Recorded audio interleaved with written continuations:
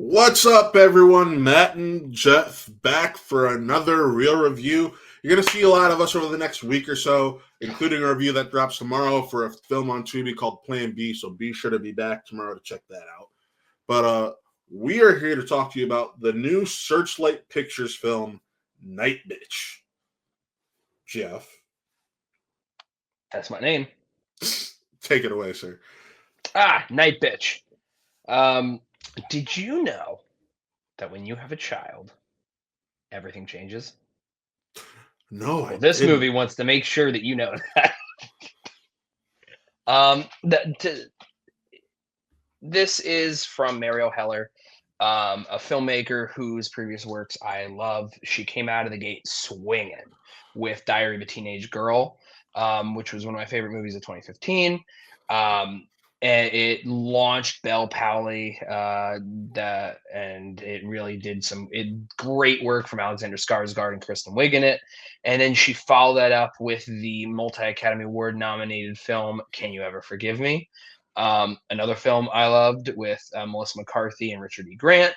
And then she also made the film that she probably most mainstream would be known for is A Beautiful Day in the Neighborhood, the Mr. Rogers film with Tom Hanks.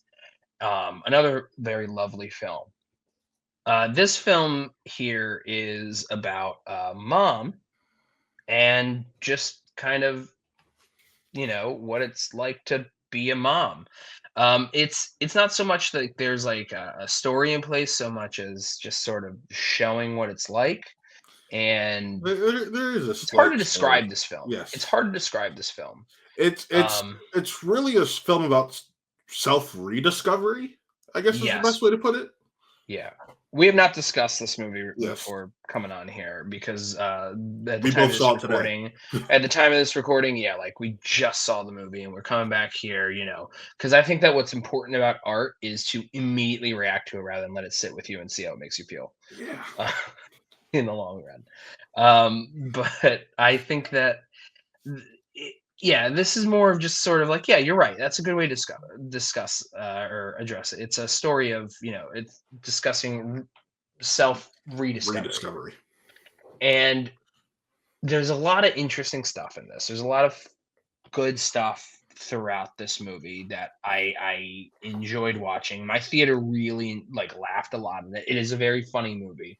Um, I bet this would hit even harder if you are a mom, or if I just think that it has its place for people that I don't know if it would necessarily have that place with like us from the Yeah. sounds of the tone that we have about this. And see, I, I, Speaking of tone, I should preface it by saying we each watched it two different ways and ended up on the same grade. Geoff actually saw it in theaters.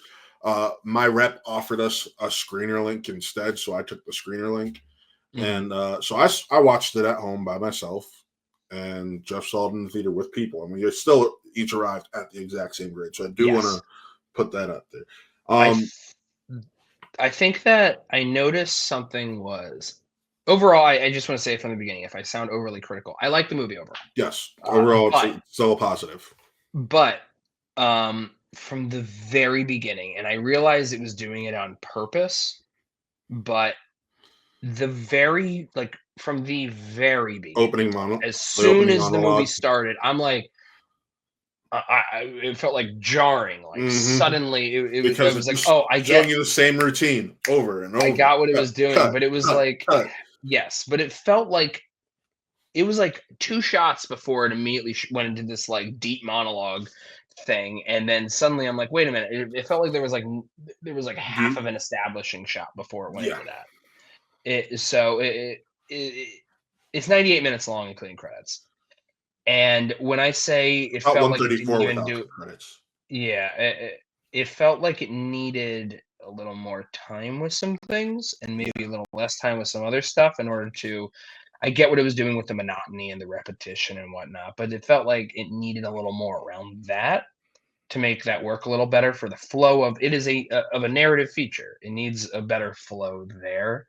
Um, I haven't read the book. I don't think that it matters if I've read the book or not. You need to talk about a movie. You need to talk about Yeah. an adaptation just as it And is. we've gotten into this before where when it comes to a book adaptation, the idea of adapting it is making it accessible for the entire audience, not just a section. Mhm. Won't be Yes, and accessible. yeah, so I can't speak to the book or its reflection on the source material there, but I think that it's a bit too clunky in a lot of places for this. When I mentioned earlier, oh, speaking of tone, this is a black comedy, Yes. but it also feels like it's trying to be something else, like a black comedy, but also surrealism and a lot of dream logic, or not dream Hmm. logic so much as like a lot of like nightmarish dream scenarios, Fantastical. which I think that one of the weakest things for me in the film is that adherence or lack thereof to the surrealism. I couldn't figure out what was real or not real, in terms of like how I'm able to follow what it's trying to tell me. And that is, look, Yes. I love myself some David Lynch. I love some other, those sort of things. I don't care if a movie uses surrealism to, mm, center what it's trying to say. I want it to work within the framework of the film itself. And I think here it I was too distracted, like, wait a minute, but if that was there, then why is this happening here? Saying being said Yes. like that, was that a dream thing or is this a dream thing here? Because it doesn't shoot things in a way. So They don't shoot this to make it we seem can like be a a little dream. bit more transparent because they do tell you like the plot line the synopsis tells you what happens. This is about a woman who transforms into a dog at night and But I can't tell, like, does she actually, or is she just thinking and that see she that does? that's the thing. It's she starts taking on these dog behaviors and the idea is that as she embraces her more animalistic nature is actually bringing out her motherhood more.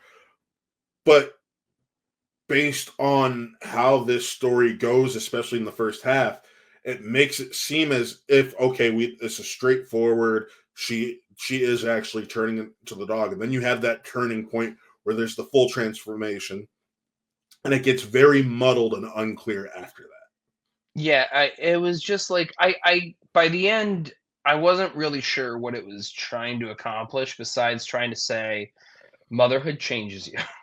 And And I then know I'm really reducing it. I'm being very parent, reductive here. you I'm not also need to trying to act. be. You also need to add, and that it also basically says both parents need to step up evenly. Yes, which, when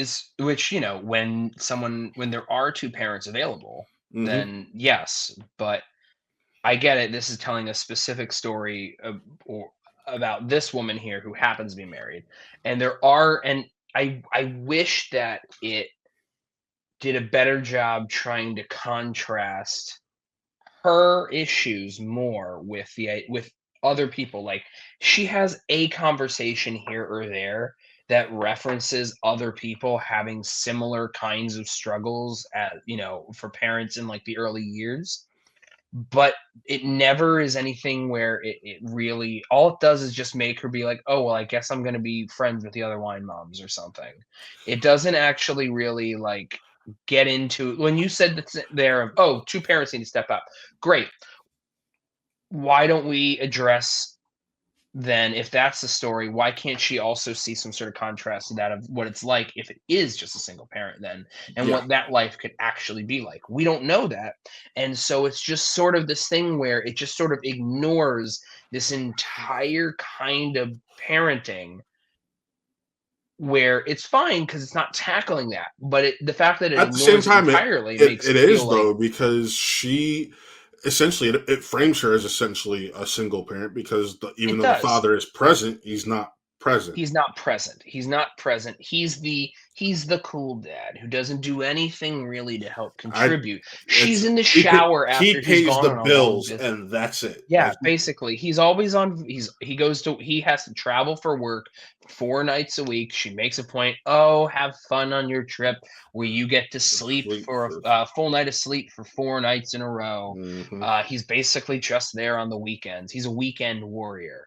And even then, he's not even a weekend warrior because, as we saw, she's fighting to get the child to go to sleep, and he's gaming. Or she's finally getting a moment to take a shower, and then he's coming in holding an empty thing of milk. Like, why isn't the milk done? And she's like, "What are you talking about?" Or closing the door where they can't see the kid, and it's like one of us. It's a 2-year-old child. One of us needs to be watching him. Right. Yeah. So like, I get all of that stuff. I think that, and I get that. I just feel like her being a single mom, sure. I think that she needed to be confronted with someone who is or was. And I'm agreeing to that point. I'm just saying, but I'm glad that you pointed that out because I was overlooking it when I said that. I think that it wasn't quite as deep as it wanted to be. It was, like I said, motherhood changes you. I think it's surface level, and I think it's pretty repetitive with its theme, which kind of goes hand in hand with that idea of like, there's your repetition, the monotony of trying to do this very stressful thing day in, day out, and you lose yourself in it. Cool. I think the movie lost itself within there, and someone can say like, in the abstract, that's great. I don't think that necessarily works for the narrative feature itself. Having said all that criticism, Amy Adams is fucking great. There we go. She's so good. If Scoot anyone McNairy forgot, is good also. Yeah, who? Scoot McNairy. Scoot McNairy as the husband. He's also good. Which, by the way, that is a great. I love how they didn't label him the father. He's titled the husband. And yes, he's husband. She's mother, and the child's name is just Baby in the movie. Like they don't actually say anyone's name. So, like, if you want to, you could just refer to Amy Adams as the Nightbitch. Man, when I was in my screening, I'm the first one there. I got there before anyone else. It was just like a security person sitting there. So I went to my seat that I wanted to be at because I love getting there early enough that I can choose the seat I want. And I'm sitting there, and it's so funny, maybe even funnier than like many of the jokes in the movie. Not to be like negative about that, but for me to sit there and to hear the reps in there going like, "You here to see the Nightbitch? You here to see the Nightbitch?" over and over and over again. Yeah. Because to be fair, it's a fun name. Like it's a fun name. It's a fun name. I wish that it. I don't know. Like it. I wish that it went a little deeper with even the use of the name. Like they literally just like acknowledge like, "You were a bitch last night." Yeah, I'm a bitch at night. I'm a night bitch. Oh. Yep, and that's it. So with that, like I said, we both arrived at the same rating, and that's a 3. It's overall still a more positive film, but we both lean more towards the middle than anything else. The middle, but like Amy Adams herself is so good that she on her own brings it up more. There are other little things I like, but it really is like Amy Adams that does it. It's one of those things where it's like without the central performance, I don't know if I would have liked this movie. I agree, and she was one of the producers on it, so good for her there. And yeah, I saw 2 movies of Scoot McNairy today, and the other one was definitely more memorable. But you'll learn about that one in a future date. Anyways, that's our review for Nightbitch, folks. With that, make sure you follow everything we do over here at Watt Real Entertainment, and follow our sister channel, Watt Real Gaming, where one of my partners, Taylor Cleek, does our Twitch streams, and they go live on there as a video on demand after the fact, so you can see his shorts that he makes from the Twitch streams and the overall Twitch streams themselves. If you want to, on Watt Real Gaming, follow that sister channel. And also tomorrow, on top of that review for Plan B, is episode 5 of Views from Metropolis, which covers Smallville season 3. So be sure to tune in for that. And if you don't know what Views from Metropolis is, it is a podcast on the Man of Steel leading into James Gunn's Superman. And I'm from Cleveland, Ohio. That's where Superman is from. Don't tell me otherwise. It's not Smallville. It's not Metropolis. The character was born in Cleveland because that is where he was created. So be sure to check that out and see everything I explore, from his movies to his almost movies. And I've decided to cover a few extra things in there, so it's going to be fun. It's looking like it's going to become a weekly podcast, which is going to be hell on me, but I'm ready to do it. That's your own fault. That's because of you. Shut up. Jeff, where can the people find you? They could find me in my house if they feel like figuring out where I am. But other than that, that's my username. Go find me. That's, I think, my username on Letterboxd, perhaps. I don't know. It's definitely my username on Twitter. Blue For now. Sky, whatever. This is my Twitter username. If you want to find me on Blue Sky, just get rid of the underscore. I got to update this for us. But yeah, you can go follow me on both places, even though I don't really post on Twitter other than links. If you want to actually follow me and what I'm doing, Blue Sky's the place to go. I do post on Twitter. I'm going to go down with the ship.